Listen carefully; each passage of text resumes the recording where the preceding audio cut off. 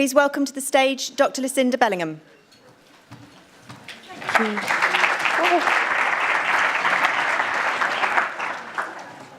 So, good afternoon, everyone. It's an absolute privilege to be here and be able to speak to you.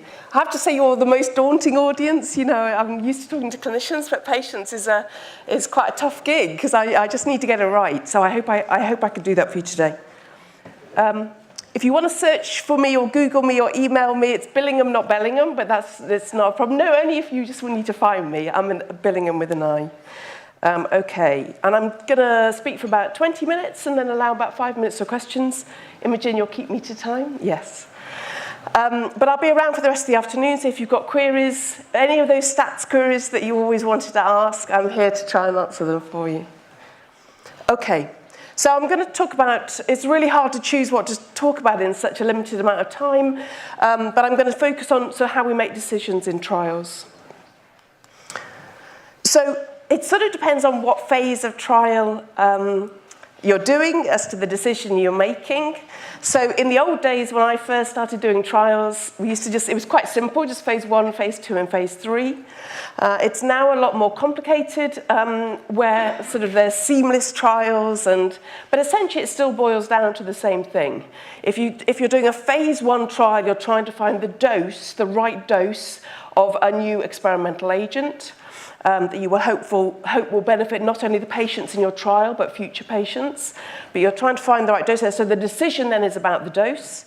The phase 2 sort of setting is where you're trying to decide if it's worthy of doing more research. So you've got a new drug, and you're trying to decide if there's enough signal of efficacy. Is it doing something good for the patient to warrant spending many more millions of pounds to research it further?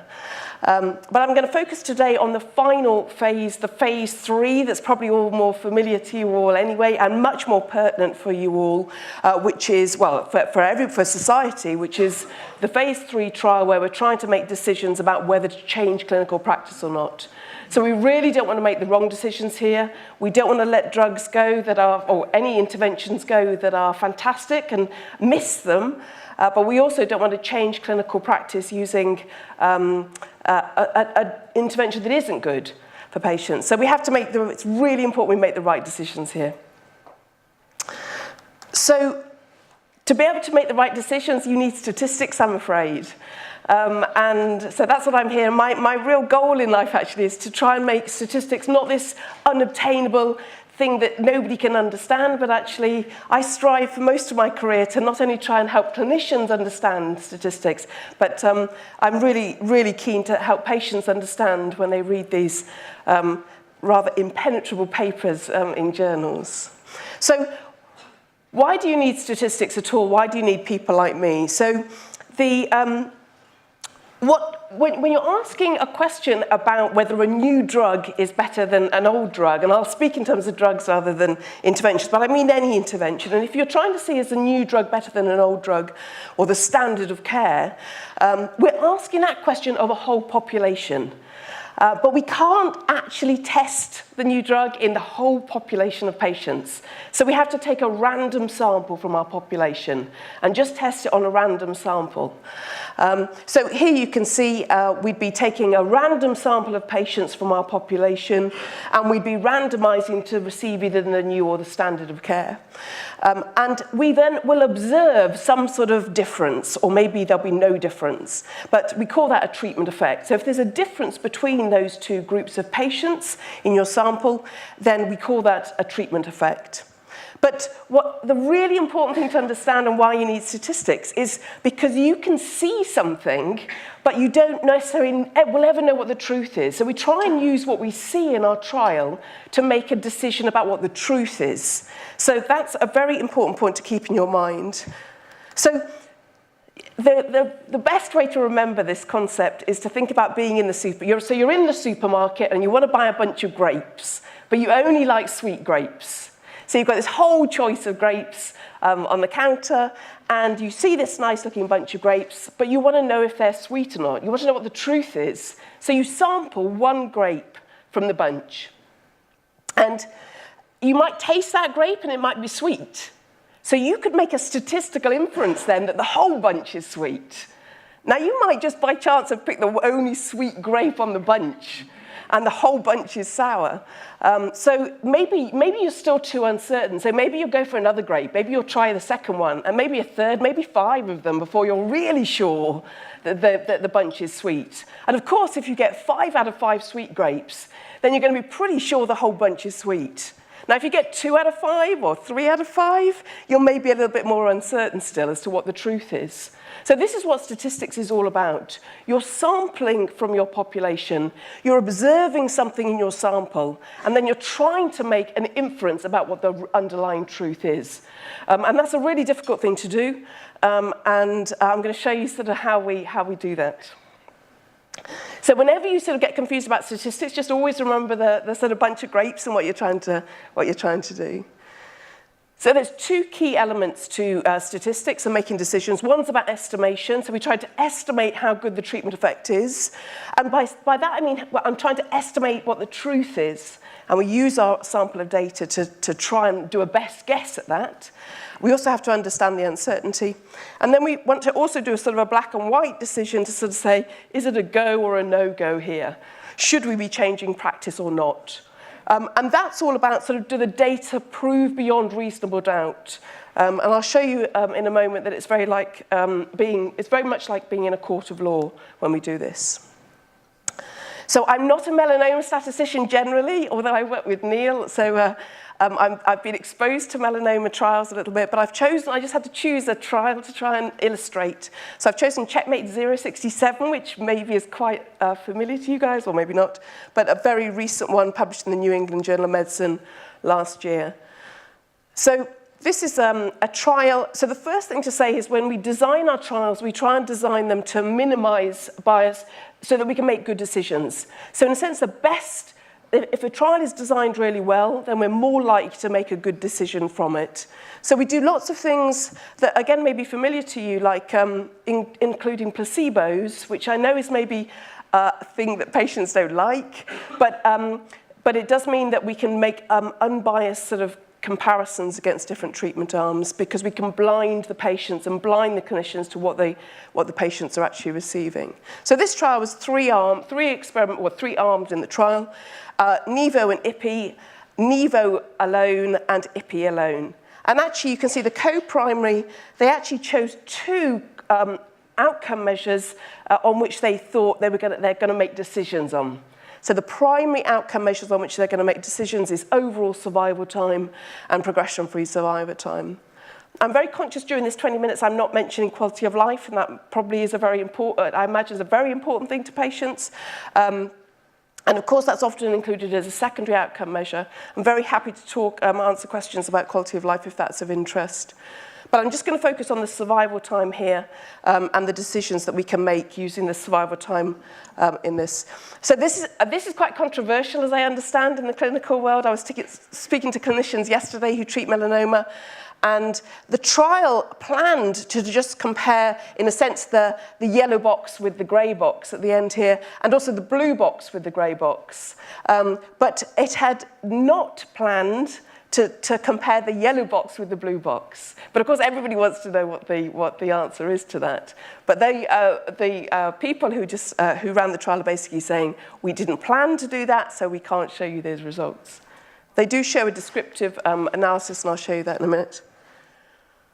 So time to event data, if you're interested in reading about trials, you really need to understand what this data is.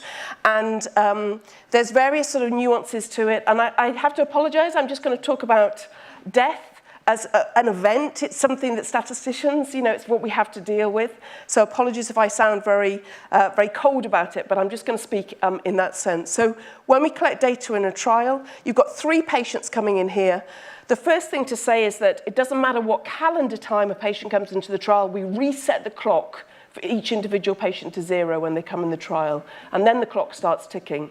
And then we're trying to measure, maybe the little green dots here in that first patient is that they're being assessed for progression, and they're lovely and progression-free up until 12 months. And at that point, they're observed to have a progression.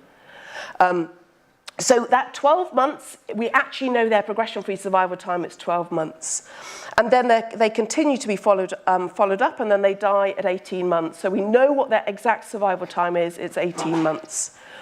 So that's all fine, but then in terms of analysis and statistics, but the second patient here, you can see that actually they're never observed to have a progression during the time that they're in our trial. There's no red dot there at all, and there's also no black dot there, which is obviously good for the patient, but actually it's quite bad for us as statisticians, bizarrely, because we need events. If patients don't have the event of interest, I can't do my analysis, which sounds really harsh, but that is the truth from a statistical point of view. So we call that censored data. And if you look at the curves that I'm going to show you in a minute, you'll see that nearly every publication will talk about censored data. And I'll explain what that means when I show you the graph. But it basically means we haven't observed an event in those patients. So it's actually a good thing for patients. And then you'll get sort of patients who actually have maybe an event very, very quickly. The third patient here didn't even survive long enough to even observe whether they had a progression or not. So their progression-free survival time and their overall survival time in a sense are the same value here. Okay, let's look at some data. So this is the data from this Checkmate 67 trial. Here are your three arms, the three arms that have been randomized here. I should have colored them the same as the start, shouldn't I? But anyway, so here is your three arms here that you're comparing. So let me just explain what a Kaplan-Meier curve is. I think if all you do is go away understanding how to look at these curves, then that's a good thing. So the y-axis here is the proportion of patients surviving, and the x-axis here is time. So we're looking at what the proportion of patients surviving over time is. Now, every single step, it's a stepped curve here, every single step on the curve is a patient death. So if patients die very, very quickly, then the curve will come down very, very quickly. If patients don't die for ages and ages and ages, there's no steps, so the curve will just stay very high and very flat. So the shape of these curves gives you a real indication as to how quickly patients are dying or how long they're surviving. So you can see the green curve, which represents the IPI arm. The patients are dying more quickly on that arm because the curve's coming down quicker. You've got more steps going on sooner. And here you can see the censored data as well. You can see on the green curve, you can see all these little green circles. Most of them, the green circles, are after 36 months. And that's because nearly every single patient has been in the trial for 36 months. So all of those green circles at the end of the curve there indicate patients who have stayed alive for the full 36 months. So when I do my statistical analysis, they're all still alive and they haven't got any events. So what it shows, you can see there's a couple of green circles earlier on in the curve. These are patients who've dropped out early. We just haven't managed to follow them up for the full 3 months. And they haven't had an event, but we also haven't followed them up for the full 3 months. For the full 3 years. So can you make decisions from these curves? If you've got good mature data, and by that I mean that you've got a decent number of deaths that have actually happened in your study. Again, this sounds harsh, but it's not about the number of patients, it's about the number of deaths that make the data very, very good to be able to make decisions from. So you've got about half of the patients within your trial have died at the time you do the analysis. That's quite mature data, and therefore you can make quite robust decisions. So you can't really make decisions, but these curves are really important for you to understand what's going on behind the statistics that I'm going to show you in a second. Thank you. So the other thing you really need to understand if you want to understand trials and data is you need to understand what a hazard ratio is. So, of course, what we want to do when we look at these curves, we can look at them descriptively, but we need a single number to be able to summarize what we're seeing. So we do that using a hazard ratio. So the hazard ratio is the risk of death on one treatment arm compared to the risk of death on the other. And of course, what we want is we want the risk of the death with this lovely new treatment to be much lower. We want to reduce our risk of death. If the new drug is no good at all, and it's just the same as standard of care, you'll get a value of a hazard ratio of 1, because the risk of death on the top of this fraction will be the same as the risk of death on the bottom. So from your school maths, hopefully, that would be obvious that a hazard ratio of 1 basically means the treatment is not effective. Anything less than 1 is what you guys want to see, what we all want to see, because that shows that the new treatment has reduced the risk of death. And that's ultimately, therefore, going to benefit patients in the long run. So hazard ratio of 0.5 is a halving of the risk of death. So if you've had patients who are having the new treatment will have half of the risk of death at any point in time compared to the patient having the standard of care. The unfortunate thing is, if that's actually what you observe in a trial, then of course the patients in the trial have not managed to benefit if they've been on the standard arm. But there's an argument to say that if the trial wasn't being run, they'd be on the standard arm anyway. So it's a really difficult ethical dilemma, but this is the only way we can make decisions and change treatments. So here's the trial data again. If you compare, basically if you compare the biggest difference here, which is the orange curve with the green curve here, and you want to give it a single numerical value, the hazard ratio for that is 0.55. So it's almost a halving. You've almost got as low as 0.5. So you've almost halved the risk of death by giving the patients Nivo plus IPI compared to just IPI alone. That's pretty impressive, actually. And the Nivo versus IPI is not quite as good. You've got a hazard ratio of 0.65. So you haven't quite got as far as a halving. You've got a 35% reduction rather than a 50% reduction, but you have reduced your risk of death. And then if you're comparing actually the orange versus the blue curve, which everybody sort of wants to do, but it's not formally being done in this trial, you can see the hazard ratio is now much closer to 1. It's 0.85. So there's now only a 15%. It's just 0.15 less than 1. So you can see that. So what about decision? Can we make decisions with this? And actually, no, we can't still, because we don't remember the bunch of grapes. So you've sampled from your population, and you've sampled how many sweet grapes you've got, but you don't understand the uncertainty still, because you've only got a sample here. This is just what you observe, and you don't know how good a guess that is of the whole population. These are best guesses, but you need to understand how good that guess is. Educated guesses, but they are guesses. So this is where the confidence interval comes in, and this now we really can start to make decisions using this data. So it's probably best to focus on the little graph at the bottom. So here's my hazard ratios. The 1 means that you want all these hazard ratios to be the left-hand side of that value of 1, because that means that the new treatment is doing something better. It's reducing their risk. But what the confidence interval shows you is the plausible range of your population. So if you imagine that you're trying to understand what the hazard ratio is, if you could do the trial in all of the population, this gives you your range of values that you're 95% sure that truth is in. So your best guess is that little diamond in the center, but the red lines show the plausible range. So what you can see for basically for the orange versus the green and the blue versus the green, which is the first 2 of those, is that at the worst case scenario is that you're still, the right-hand side of that plausible range of values is still less than 1. So we're pretty sure now that now we know our uncertainty there, we can be pretty sure that there's some sort of benefit going on.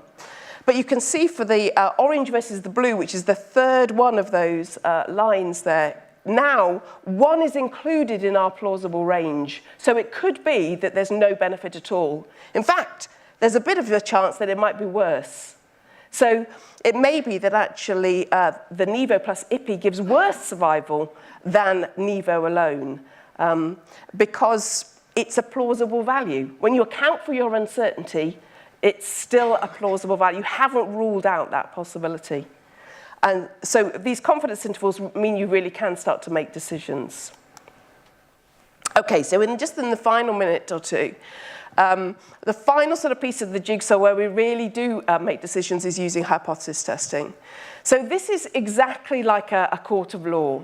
So when you put a felon when you put a criminal in the court to be judged, you assume they're innocent.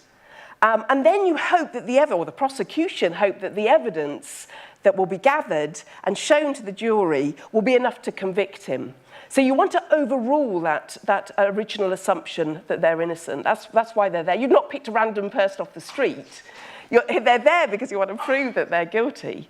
So, and it's exactly the same with trials. So what we do is we start from the premise that the new drug is no good. It's no good. But what we want to do is we want to collect the trial data and show that's a rubbish premise. We've got evidence to say that that's not a true assumption.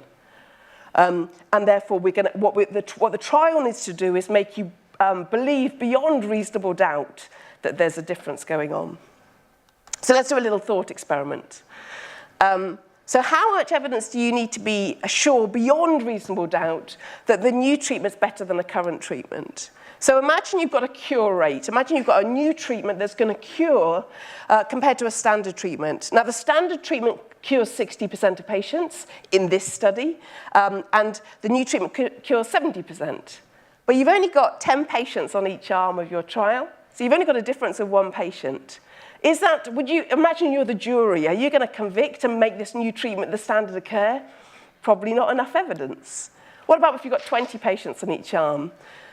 Still only 2 patients difference. Just by chance, like tossing a coin, you're not going to get 5 heads and 5 tails if you toss a coin 10 times. There's always going to be a little bit of variation. So that's probably not enough to convince you. This is always 60% versus 70% is the cure rate. You've just got a different study size here.